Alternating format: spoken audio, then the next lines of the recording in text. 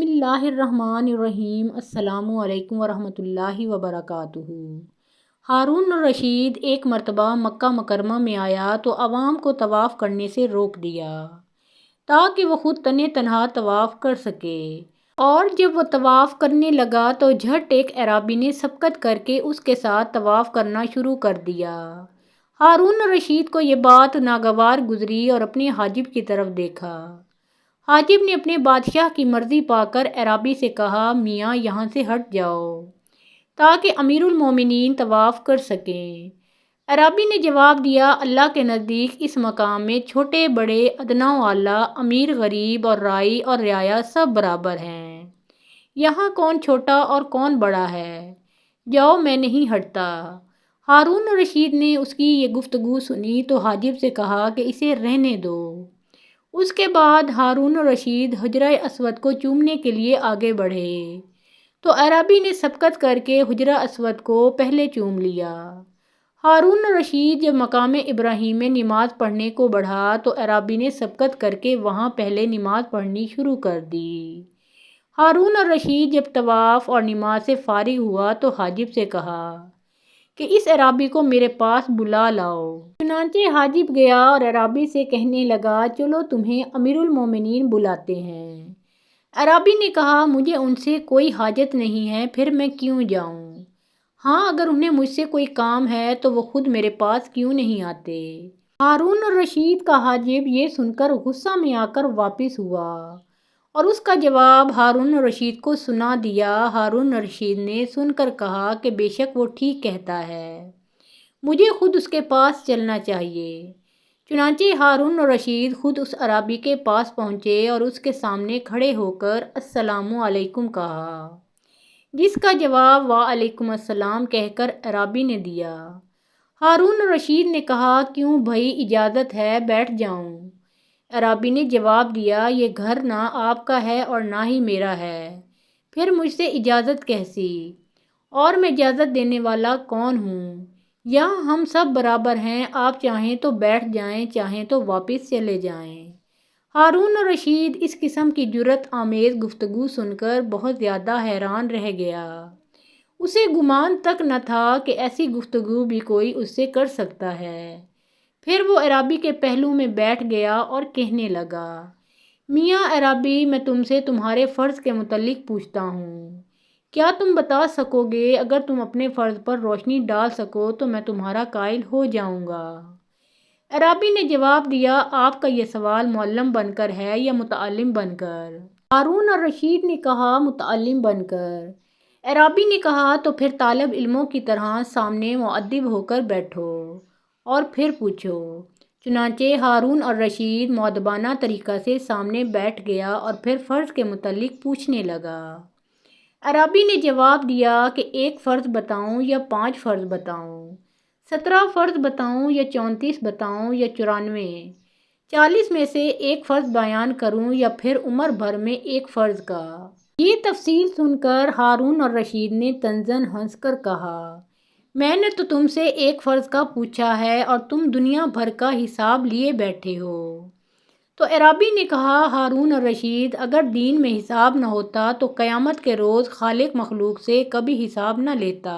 ہارون الرشید نے جب یہ سنا کہ اعرابی نے اس کا نام لے کر اسے مخاطب کیا ہے اور اسے امیر المومنین نہیں کہا تو غصے میں آ گیا، اور جب غصہ سرد ہوا تو کہنے لگا، قسم باخدا، اگر تم نے میرے سوال کا جواب نہ دیا تو میں تجھے صفا اور مروہ کی پہاڑیوں کے درمیان مروا دوں گا۔ تو حاجب نے کہا کہ اے امیر المومنین، جانے دیجیے، اس حرم شریف کے طفیل، اس کی جان بخشی فرما دیجیے۔ اعرابی یہ سن کر کھلکھلا کر خوب ہنسا۔ ہارون الرشید اور بھی زیادہ حیران ہوا اور پوچھا کہ اس قدر ہنسے کیوں ہو؟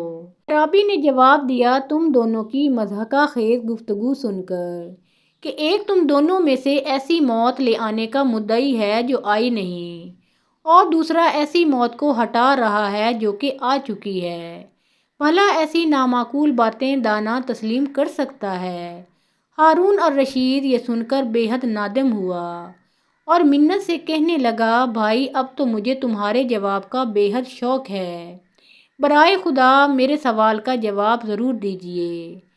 عرابی نے کہا تو سن لو، تمہارا سوال اس فرض کے متعلق ہے جو اللہ نے مجھ پر فرض کیا ہے۔ تو اللہ کے مجھ پر بہت سے فرائض ہیں، میں نے تم سے ایک فرض کہا تھا، وہ تو دین اسلام ہے، اور جو 5 فرض کہے تھے وہ 5 نمازیں ہیں، اور جو 17 فرض ہیں وہ دن رات کی 17 رکعات ہیں، اور جو 34 فرض ہیں دن رات کے سجدے ہیں، اور 94 فرض وہ ان سب رکعات کی تکبیرات ہیں، اور جو میں نے 40 میں سے ایک کہا تھا وہ 40 دینار میں سے 1 دینار کی زکوٰۃ ہے، اور ساری عمر میں ایک فرض وہ حج ہے۔ ہارون الرشید عرابی کے حسن بیاں اور تشریح مسائل کو سن کر بے حد مسرور ہوا، اور اس کے دل میں بے حد قدر پیدا ہو گئی۔ اس کے بعد عرابی نے کہا، آپ کے سوال کے جواب تو میں نے دے دیا، اب میرے بھی سوال کا جواب کیا آپ دیں گے؟ ہارون الرشید نے کہا، ہاں پوچھئے۔ عرابی نے کہا، کیا فرماتے ہیں امیر المومنین اس شخص کے لیے جس نے صبح ایک عورت کو دیکھا تو وہ عورت اس پر حرام تھی، ظہر کا وقت ہوا تو حلال ہو گئی، عشاء کا وقت آیا تو پھر حرام ہو گئی، صبح ہوئی تو حلال ہو گئی، اس کے بعد پھر ظہر کا وقت آیا تو حرام ہو گئی، عصر کا وقت آیا تو پھر حلال ہو گئی، مغرب کا وقت ہوا تو حرام ہو گئی، عشاء کا وقت آیا تو پھر حلال ہو گئی۔ ہارون الرشید یہ سن کر کہنے لگا کہ تم نے مجھے ایک ایسے دریا میں ڈال دیا ہے جس سے بجز تمہارے دوسرا کوئی نہ نکال سکے گا، تم خود ہی اس کا جواب دو۔ عرابی نے کہا، امیر المومنین آپ تو بہت بڑے صاحب اختیار حاکم ہیں، میرے ایک معمولی سے مسئلہ کے سامنے عاجز کیوں آ گئے؟ ہارون الرشید نے کہا، واقعہ یہ ہے کہ حق تعالیٰ نے تمہارا درجہ علم مجھ سے بلند کیا ہے، میری درخواست ہے کہ اس حرم شریف کی خاطر تم ہی جواب دو۔ عرابی نے کہا، بہت اچھا، تو سنیے، وہ ایک ایسا شخص ہے جس نے صبح کسی دوسرے کی باندی کو دیکھا جو اس پر حرام تھی، ظہر کا وقت آیا تو وہ باندی اس نے خرید لی، اب وہ اس پر حلال ہو گئی، عصر کے وقت اس نے اسے آزاد کر دیا تو وہ پھر اس پر حرام ہو گئی، مغرب کے وقت اس نے اس سے نکاح کر لیا تو پھر حلال ہو گئی، عشاء کے وقت اس نے طلاق دے دی تو وہ پھر حرام ہو گئی، صبح اس نے رجوع کر لیا تو پھر حلال ہو گئی، ظہر کا وقت آیا تو وہ شخص مرتد ہو گیا، وہ پھر اس پر حرام ہو گئی، عصر کے وقت وہ شخص پھر مسلمان ہو گیا تو اس کی عورت پھر اس پر حلال ہو گئی، مغرب کے وقت وہ عورت مرتد ہو گئی تو پھر وہ حرام ہو گئی، عشاء کا وقت آیا تو پھر وہ مسلمان ہو گئی، لہٰذا پھر حلال ہو گئی۔ ہارون الرشید یہ تفصیل سن کر حیران و ششدر رہ گیا اور اس عرابی کو 10,000 دینار دینے کا حکم دیا۔ جب یہ دینار عرابی کو پیش کیے گئے تو اس نے کہا کہ یہ درہم ان کے اہل کو دے دو، مجھے ضرورت نہیں۔ ہارون الرشید نے کہا، کیا میں تمہارے نام کوئی جاگیر کر دوں جو عمر بھر تمہارے لیے کافی ہو؟ عرابی نے کہا، جس نے تمہارے نام ملک کر رکھا ہے وہ چاہے گا تو میرے نام بھی کوئی جاگیر کر دے گا، تمہارے واسطے کی ضرورت نہیں۔ ہارون الرشید وہاں سے لوٹا اور اس عرابی کے متعلق دریافت کیا تو لوگوں نے بتایا کہ یہ حضرت امام جعفر صادق کے صاحبزادے موسیٰ رضا ہیں جنہوں نے زاہدانہ زندگی اختیار فرما رکھی ہے۔ ہارون الرشید یہ حقیقت سن کر الٹے پاؤں دوڑا اور حضرت موسیٰ رضا بن جعفر صادق بن محمد بن علی رضی اللہ تعالیٰ عنہ بن ابی طالب کی پیشانی کو چوم لیا۔ محترم ناظرین، پیارے آقا محمد مصطفیٰ صلی اللہ علیہ وآلہ وسلم کا پیارا نام ایک بار کامنٹ سیکشن میں ضرور لکھیں۔